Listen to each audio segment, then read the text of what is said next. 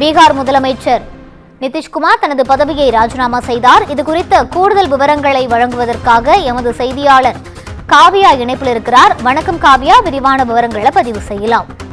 வணக்கம் ரூபி. பீகாரின் 10வது முறையாக முதலமைச்சராக நிதிஷ்குமார் பதவியேற்க உள்ள நிலையில் தற்போது ஆளுநர் ஆரிஃப் முகமது கானை சந்தித்து அவர் தனது ராஜினாமா கடிதத்தை வழங்கியிருக்கிறார்.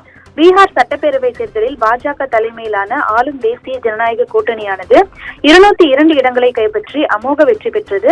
ஆர்ஜேடி, காங்கிரஸ் அடங்கிய கூட்டணிக்கு 35 இடங்கள் மட்டுமே கிடைத்திருந்தது. இதையடுத்து பீகாரில் புதிய அரசு அமைப்பது தொடர்பாக பாஜக மற்றும் ஐக்கிய ஜனதா தள தலைவர்கள் தீவிர ஆலோசனை நடத்தி வருகின்றனர். தொடர்ந்து பீகார் முதலமைச்சரும் ஐக்கிய ஜனதா தள தலைவருமான நிதிஷ்குமார் பாட்னாவில் நேற்று கட்சியின் மூத்த தலைவர்களுடன் ஆலோசனை நடத்தினார். தொடர்ந்து இதன் பிறகு மத்திய அமைச்சர் நித்யானந்த் ராய், பாஜக மூத்த தலைவர்கள் நிதின் நவீன், கிருஷ்ணகுமார் உள்ளிட்டோர் முதலமைச்சர் நிதிஷ்குமாரை சந்தித்து விரிவான ஆலோசனையை நடத்தினர். இதர கூட்டணி கட்சிகளின் தலைவர்களும் அவரை சந்தித்து பேசினர். புதிதாக தேர்ந்தெடுக்கப்பட்ட ஐக்கிய ஜனதா தள எம்எல்ஏக்களின் கூட்டம் பாட்னாவில் தொடர்ந்து விரைவில் நடைபெறும் என எதிர்பார்க்கப்படுகிறது.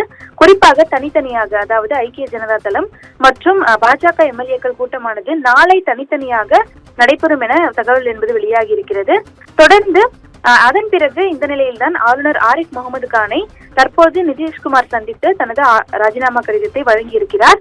தொடர்ந்து புதிதாக ஆட்சி அமைக்கவும் அவர் உரிமை கோரியதாகவும் கூறப்பட்டிருக்கிறது. வரும் 20ஆம் தேதி பீகாரில் என்டிஏ அரசு பதவியேற்கும் என எதிர்பார்க்கப்படுகிறது. இதில் பிரதமர் மோடி மற்றும் பாஜக ஆளும் மாநிலங்களின் முதலமைச்சர்கள், மத்திய அமைச்சர்கள் உள்ளிட்டோர் பங்கேற்க இருக்கின்றனர்.